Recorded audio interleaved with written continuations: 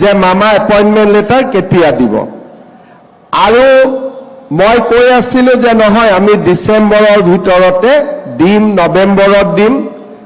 আজি আমাৰ এই দিনটো আহি পৰিলে। মই সকলো যুৱক যুৱতীক আজি ইয়াত নিৰ্বাচিত সকলো যুৱক যুৱতীক মই আন্তৰিক অভিনন্দন আৰু শুভেচ্ছা জনাইছোঁ। আমি এই পৰ্যায়ত আহিবৰ কাৰণে বহু কষ্ট কৰিছোঁ। ৰাতিপুৱা উঠিছোঁ, দৌৰিছোঁ, কষ্ট কৰিছোঁ।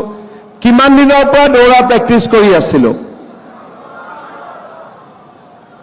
3 বছৰ কোনে কোনে প্ৰেক্টিছ কৰি আছিলে? বাপৰে। আৰু 2 বছৰ? ঠিক আছে। আৰু অকল 1 বছৰ প্ৰেক্টিছ কৰি কোনে কোনে পালে? হাত দাঙকচোন। তাৰমানে 3 বছৰ চবেই কষ্ট কৰিছে, হয়নে নহয়? আজি 3 বছৰৰ পিছত অলপ সময় পিছতে আমি এপইণ্টমেণ্ট লেটাৰ পাম। মনটো কেনেকুৱা লাগি আছে? কাৰ চবচে ভাল লাগি আছে মনটো?